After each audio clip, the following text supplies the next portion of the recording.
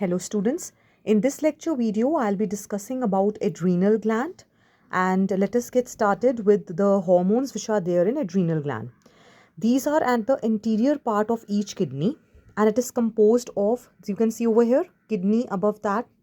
So it is composed of two layers. One is adrenal cortex, the outermost, and middle part is adrenal medulla. Now these secrete different types of hormones. Let us first see what medulla does. It secretes two hormones, adrenaline or epinephrine, noradrenaline or norepinephrine. Now these are called as catecholamines. In case of any emergency or in case of stress, these hormones are released. Now that is why these are called as emergency hormones or hormones of fight or flight. Now these hormones will increase the alertness. It will dilate the pupil of your eye. It will raise, or you can say the raising of hairs will happen, that is piloerection. Sweating rate will increase. Now these hormones would also increase the heartbeat, breakdown of glycogen, which will increase the glucose in blood, because to counteract the stress situations we need energy.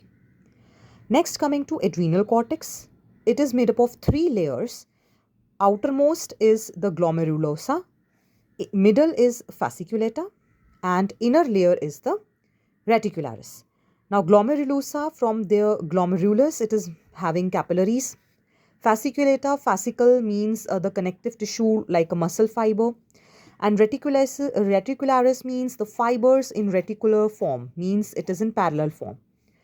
Now this adrenal cortex, they secrete many hormones. Together these are called as corticoids. It can be glucocorticoid or mineralocorticoid.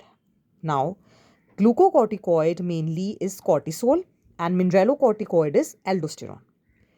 These glucocorticoids, they stimulate the synthesis of glucose from different substrates except for carbohydrate. So gluconeogenesis, lysis of lipids, lipolysis, and lysis of proteins, proteolysis.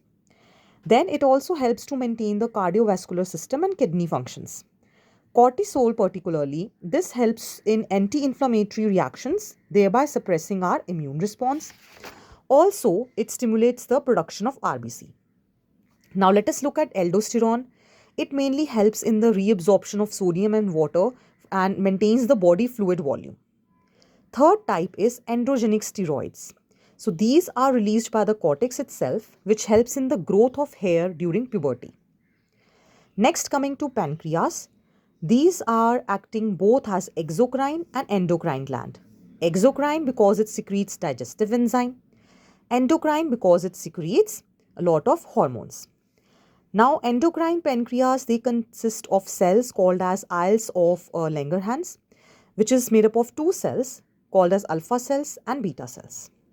Alpha cells, they release glucagon, which increases the glucose concentration in blood.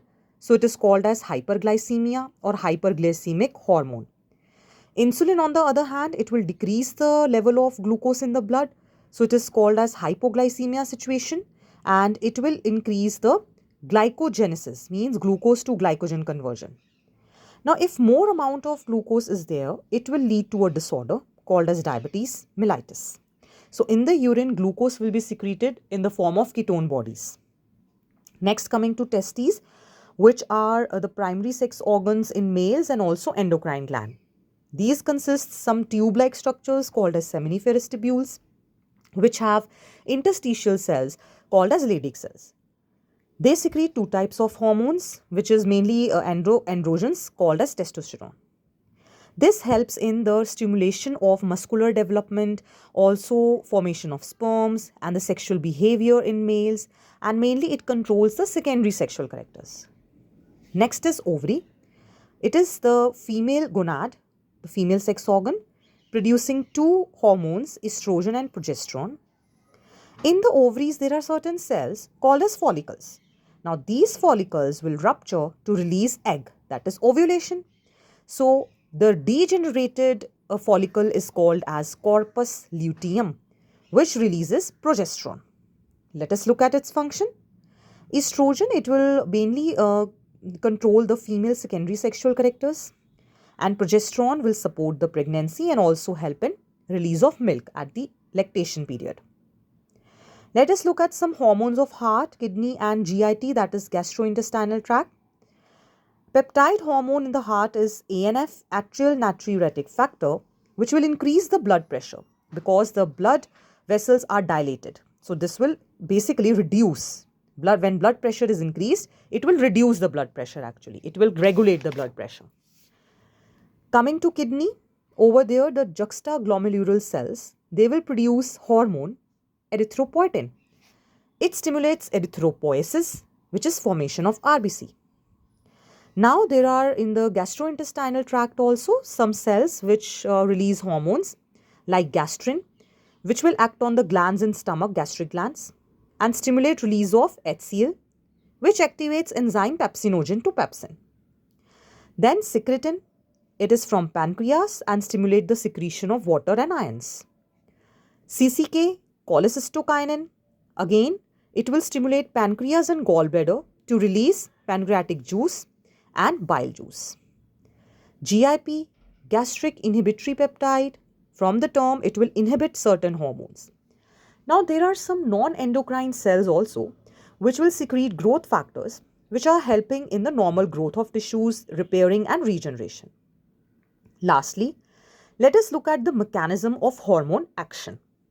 So hormones, they always bind to certain receptor in the cell which forms hormone receptor complex. There are a variety of hormones made up of peptides, steroids, iodothyronines, and amino acid derivatives. Now let us see in this diagram how the response or mechanism of hormone is different for different types.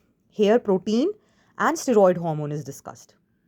Let us first see protein hormones. The receptor of a protein hormone, it is located in the cell membrane.